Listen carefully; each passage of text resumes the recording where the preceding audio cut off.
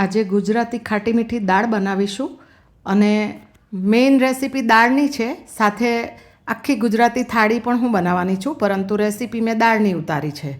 તો એને માટે કુકરમાં 1 કપ દાળને મેં તુવેરની દાળને 20 મિનિટ પલાળી રાખી હતી.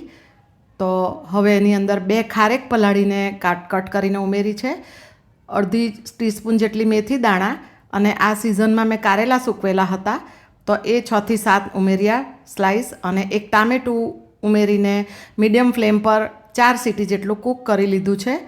ત્યારબાદ હવે આ ટામેટાની જે છાલ છે એને અલગ કરી લઈશું અને ટામેટાને થોડું પ્રેસ કરીને એક રસ કરી દઈએ અને ત્યારબાદ દાળની અંદર મિક્સ કરી દીધું છે.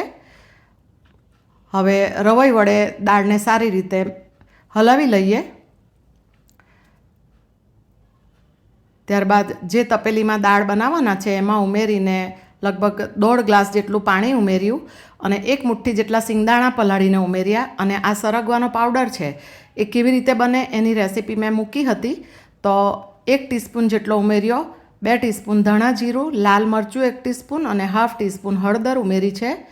અને તીખાશ જોઈએ એ પ્રમાણે લીલા આદુ મરચાંની પેસ્ટ છે અને 2 ટેબલ સ્પૂન જેટલો ગોળ ઉમેર્યો અને ઉપરથી થોડું વધારાનું આદું પણ છીણીને ઉમેરીશું.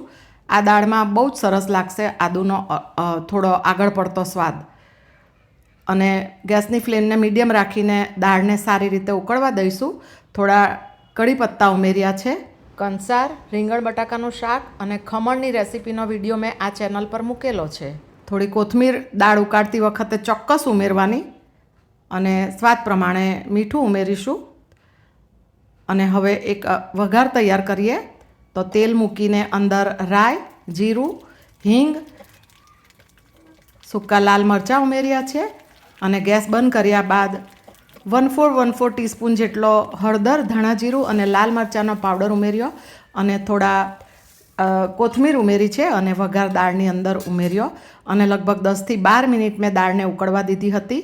અને સૂકા કોપરાની છીણ ઉમેરી છે. તમે ફ્રેશ કોકોનટ પણ લઈ શકો. અને આપણી સરસ મજાની ગુજરાતી દાળ રેડી થઈ ગઈ છે.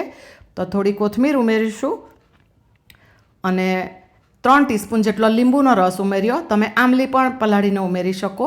તો આ ભાખરી, આ રીંગણ બટાકાનું શાક, ખમણ, સ્ટીમ રાઈસ, ગુજરાતી ખાટી મીઠી દાળ, સાદું દહીં છે, સલાડ, અથાણું અને વચ્ચે કંસાર મૂક્યો છે, ઉપર ઘી અને દળેલી ખાંડ છે અને પાપડ મૂકીશું.